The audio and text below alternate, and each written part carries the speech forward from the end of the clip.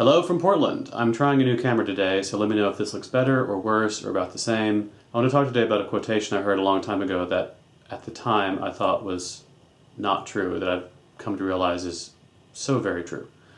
When I was young, I read a quotation attributed to Eleanor Roosevelt, although that I've never actually checked the primary sources on that, but the quotation is, "No one can humiliate you without your consent."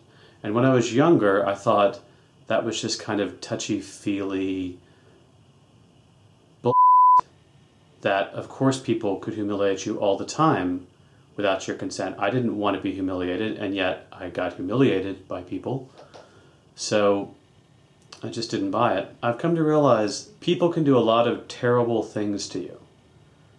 They can hurt you in ways physical and mental and emotional, but they can't humiliate you. They can't take away your essential dignity unless you let them. And I was thinking of this today when I was reading this article about a member of Congress from Oklahoma named James Lankford. I think he's preparing to give a Vulcan death grip in this picture. He's just a thoroughly unpleasant person. But he was responding to what appears to have been a planted question about a publication from a federal agency trying to help people who are dealing with substance abuse among lesbian, gay, bisexual, transgendered people and how to deal with that. And this was presented as something just shocking and awful and that we should all be up in arms about. And he said he could use the power of humiliation to fight. Those are his words, the power of humiliation. His whole assumption is that this is something that the people involved are ashamed of, and that if he shines a light on it, they'll all scurry away. The imagery here is fascinating just from a psychological point of view. He's talking about these things happening in the dark, and he wants to shine a light on it as if this is some secret cabal trying to indoctrinate people. That crafty President Obama, always secretly advancing equality. I mean, well, here's a good example. Here's a speech that President Obama recently made to a few of his most hardcore supporters in the dead of night, in secrecy, revealing his true agenda. Our journey is not complete until our gay brothers and sisters are treated like anyone else under the law. For if we are truly created equal, then surely the love we commit to one another must be equal as well. Oh, wait, that was the inauguration, and that was watched by like 30 million people. And it was in the middle of the day. There couldn't have been more sunlight on the president when he said that. There's nothing to expose here. You can disagree, certainly. You can say you don't think the federal government should help treat substance abuse among gay and lesbian people. I guess. I think that'd be wrong. But the idea that somehow holding up a document that says gay on it is going to humiliate anyone is just kind of over, even in Oklahoma.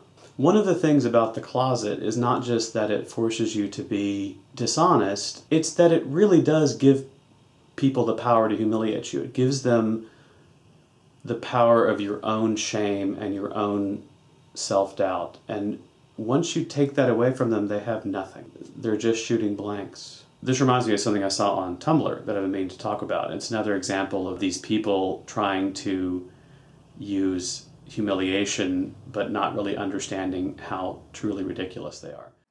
Someone made this flyer accusing the Girl Scouts of supporting the LGBT agenda. What's great is that I've actually only seen this flyer because people on sort of my side have put it up to say, hey, buy some Girl Scout cookies, and I bought a dozen boxes even though I don't plan to eat them. When I was younger, I could imagine a world where this kind of attack would be met with disagreement, where you'd have straight people who'd say, hey, that's not nice or that's not fair. I grew up on 70s television where gay people were usually presented as kind of noble but sad, and the right-thinking straight people would come to their defense, but it was never in a very proud or assertive way. It was kind of a, hey, don't pick on him, he can't help it kind of a way.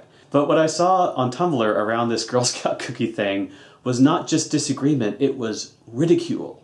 It was mockery. It was absolute incredulity among younger people that anyone would be deterred from buying Girl Scout cookies because they're open to lesbian and gay members and volunteers. I would not have seen that coming 20 years ago. I would not have imagined a world where attempts to shame gay people were not only unpopular, but ridiculous. And in a weird bit of serendipity, as if to feed my theme of the day, I also ran across this video, which I will admit made me cry. I'm going to show a little bit of it, and then I'm going to put a link in the description. You see, I've been acting as someone I'm not. Most of you see me every day. You see me acting the part of straight Jacob, when I'm in fact an LGBT teen. Lesbian, gay, white, sexual, transgender. Because I am what I am, and that's how I'm going to act from now on.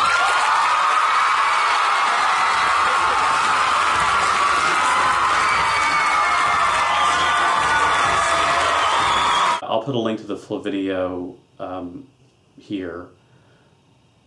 And I don't want to sound like, I don't want to sound complacent. I don't want to sound like, oh, it's all sunshine and rainbows. But coming from where this culture has been, this is a big deal.